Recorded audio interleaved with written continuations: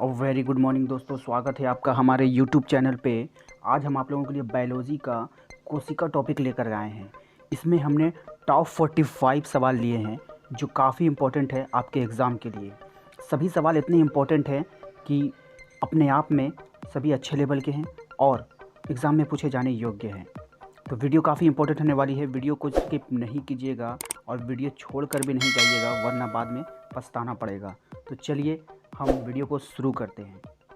आज का हमारा पहला सवाल है कि कोशिका के अध्ययन को क्या कहते हैं। इसका सही जवाब हो जाएगा साइटोलॉजी। कोशिका के अध्ययन को साइटोलॉजी कहा जाता है।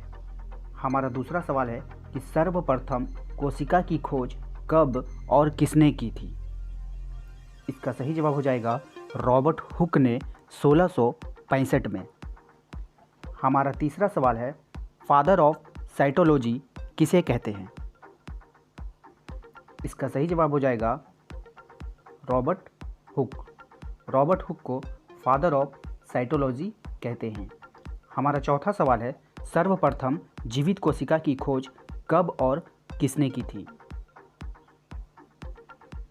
इसका सही जवाब हो जाएगा 1674 में एंटोनी वॉन ल्यूवेनहॉक ने। देखिए, इससे पहले जो रॉबर्ट हुक थे वो मृत कोशिका की खोज की थी, और ये जो है एंटोनी वॉन ल्यूवेनहॉक, इसने जीवित कोशिका की खोज की थी 1674 में। हमारा पांचवा सवाल है कि फादर ऑफ बैक्टीरियोलॉजी किसे कहते हैं। फादर ऑफ बैक्टीरियोलॉजी किसे कहते हैं। इसका सही जवाब हो जाएगा एंटोनी ल्यूवेनहॉक। ठीक है, प्रिंटिंग थोड़ा मिस्टेक है, आप लोग मैनेज कीजिएगा। हमारा छठा सवाल है कि कोशिका के अंदर केंद्रक की खोज किसने की थी। इसका सही जवाब हो जाएगा रॉबर्ट ब्राउन ने 1881 में। हमारा सातवां सवाल है कि कोशिका का सिद्धांत किसने दिया था। इसका सही जवाब हो जाएगा स्लाइडेन एवं स्वाम ने। स्लाइडेन एवं स्वान ने। हमारा आठवां सवाल है कि मृत कोशिका को क्या कहा जाता है। इसका सही जवाब हो जाएगा नेक्रोसिस। मृत कोशिका को नेक्रोसिस कहते हैं। नौवां सवाल है सबसे छोटी कोशिका को क्या कहते हैं। इसका सही जवाब हो जाएगा माइक्रोप्लाज्मा। सबसे छोटी कोशिका को कहते हैं माइक्रोप्लाज्मा। हमारा 10वां सवाल है कि सबसे बड़ी कोशिका किसकी होती है। इसका सही जवाब हो जाएगा शुतुरमुर्ग के अंडे की। सबसे बड़ी कोशिका होती है शुतुरमुर्ग के अंडे की। हमारा 11वां सवाल है कि सबसे छोटी कोशिका किसकी होती है। सबसे छोटी कोशिका किसकी होती है। इसका सही जवाब हो जाएगा तंत्रिका तंत्र या फिर स्नायु कोशिका। तंत्रिका तंत्र या फिर स्नायु कोशिका। 12वां सवाल है हमारा सबसे तेज कोशिका विभाजन किसमें होता है। सबसे तेज कोशिका का विभाजन किसमें होता है। इसका सही जवाब हो जाएगा लीवर में। और यही कारण है कि लीवर जो है बार बार अपने आप ठीक हो जाता है। वो करता ये है कि जो कोशिकाएं खराब होती है लीवर की, वो उसका रिपेयरिंग खुद कर लेता है। हमारा 13वां सवाल है कि जीव द्रव्य की खोज किसने की थी। जीव द्रव्य की खोज किसने की थी। इसका सही जवाब हो जाएगा पुरकिंजे। नाम को जरा ध्यान से देख लीजिएगा, काफ़ी इंपॉर्टेंट सवाल है। जीव द्रव्य की खोज किसने की थी। पुरकिंजे। हमारा 14वां सवाल है कि जीव द्रव्य कितने प्रकार का होता है। जीव द्रव्य कितने प्रकार का होता है। इसका सही जवाब हो जाएगा 2 प्रकार का, कोशिका द्रव एवं केंद्रिका द्रव। जीव द्रव्य 2 प्रकार का होता है।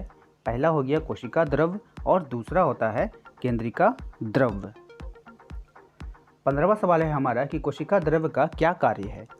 कोशिका द्रव्य का क्या कार्य है। इसका सही जवाब हो जाएगा कोशिका को सूखने से बचाता है। कोशिका द्रव्य का कार्य है कि कोशिका को सूखने से बचाता है। हमारा 16वां सवाल है कि कोशिका भित्ति किसकी बनी होती है। कोशिका भित्ति जो है वो किसकी बनी होती है। इसका सही जवाब हो जाएगा सेल्यूलोज की।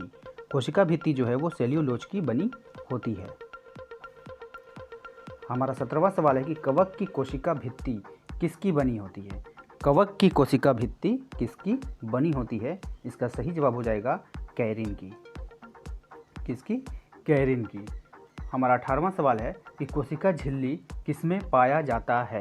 कोशिका झिल्ली किसमें पाया जाता है, इसका सही जवाब हो जाएगा जंतु तथा पादप दोनों में। देखिए कोशिका झिल्ली जो होता है ना, वो जंतु और पादप दोनों में पाया जाता है। ठीक है, इसको आप ध्यान में रखिएगा, काफ़ी इंपॉर्टेंट सवाल है। हमारा 19वां सवाल है, सूत्रकनिका के नाम से किसे जाना जाता है। सूत्रकनिका के नाम से किसे जाना जाता है, तो इसका सही जवाब हो जाएगा माइटोकॉन्ड्रिया। माइटोकॉन्ड्रिया को ही सूत्रकनिका के नाम से जाना जाता है। हमारा 20वां सवाल है कि माइटोकॉन्ड्रिया के आंतरिक दीवारों को क्या कहते हैं। माइटोकॉन्ड्रिया के आंतरिक दीवारों को क्या कहते हैं, तो इसका सही जवाब हो जाएगा, सॉरी फ्रेंड्स, यहाँ पे प्रिंटिंग थोड़ा मिस्टेक है। यहाँ पे जो है माइटोकॉन्ड्रिया के आंतरिक दीवारों को काफ़ी इंपॉर्टेंट सवाल है, लेकिन इसका जो आंसर है वहाँ पे थोड़ा सा प्रिंट मिस्टेक हो रहा है, तो इसका सही जवाब हो जाएगा क्रिस्टी। माइटोकॉन्ड्रिया के आंतरिक दीवारों को क्या कहते हैं, क्रिस्टी कहते हैं। इसको आप ध्यान में रखिएगा। हमारा 21वां सवाल है कि माइटोकॉन्ड्रिया की खोज किसने की थी।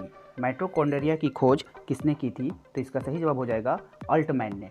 माइटोकॉन्ड्रिया की खोज की थी अल्टमैन ने।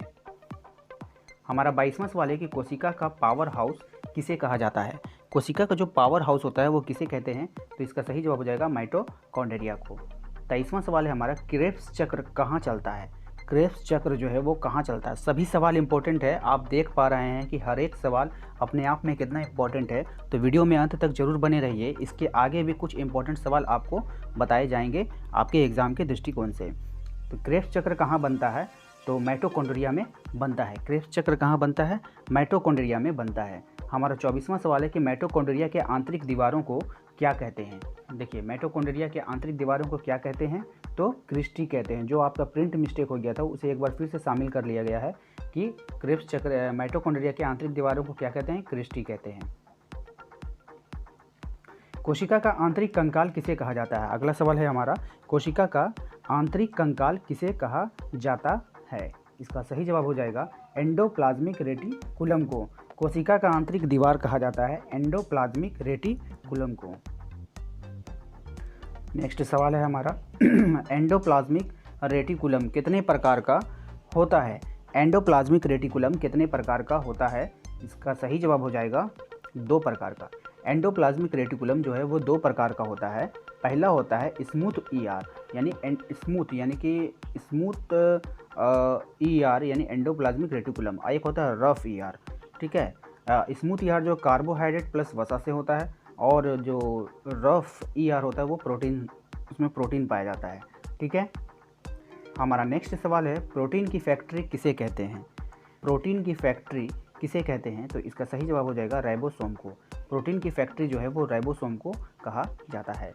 हमारा 28वां सवाल है, सेंट्रोसोम क्या है। सेंट्रोसोम क्या है, इसका सही जवाब हो जाएगा, यह एक कोशिका का वेग जो है विभाजन करता है।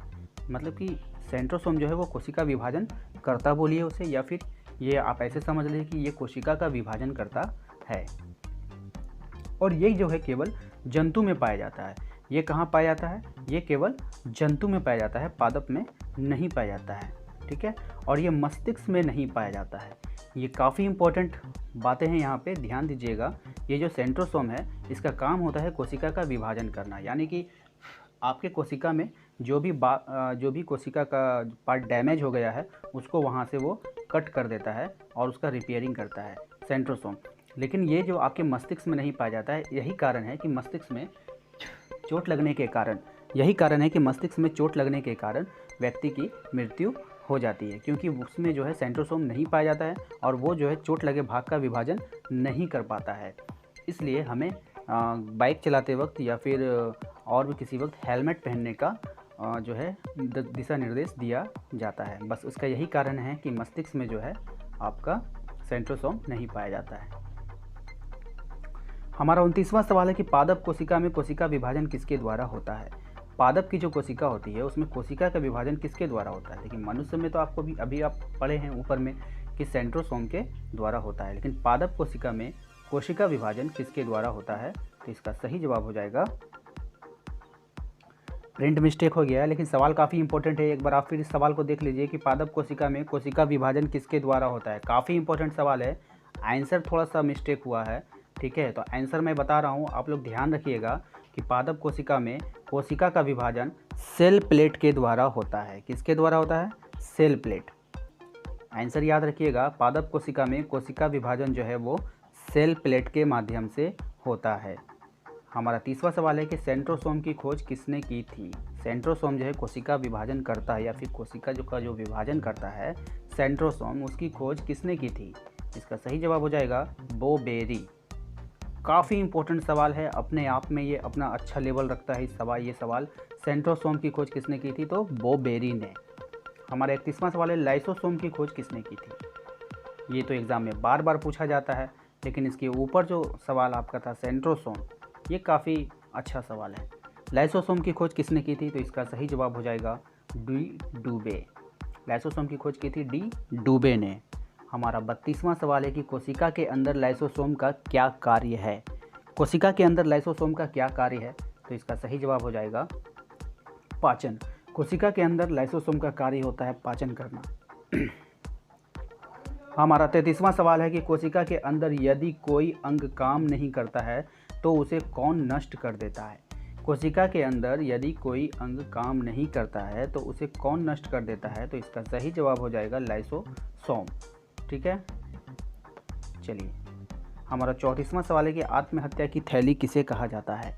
आत्महत्या की थैली किसे कहते हैं, तो इसका सही जवाब हो जाएगा लाइसोसोम को। आत्महत्या की थैली जो है वो लाइसोसोम को कहते हैं। हमारा 35वां सवाल है कि आरबीसी का कब्रगाह किसे कहा जाता है। आरबीसी का कब्रगाह किसे कहते हैं, तो इसका सही जवाब हो जाएगा प्लीहा या फिर तिल्ली को। हमारा 36वां सवाल है कि कोशिका के केंद्रक की खोज किसने की थी। कोशिका के केंद्रक की खोज किसने की थी, तो इसका सही जवाब हो जाएगा रॉबर्ट ब्राउन ने। 37वां सवाल है हमारे का कोशिका के केंद्रक में प्रोटीन की मात्रा कितनी होती है। ठीक है, आपको बताना है कोशिका के केंद्रक में प्रोटीन की मात्रा कितनी होती है। काफ़ी इंपॉर्टेंट सवाल है, इसका सही जवाब हो जाएगा 80%। कोशिका के केंद्रक में प्रोटीन की जो मात्रा होती है वो 80% होती है। रसघानी का क्या कार्य है। रसघानी, इसका क्या कार्य है, तो इसका सही जवाब हो जाएगा ये जल को संचित करके रखता है। जल को संचित करके रखता है।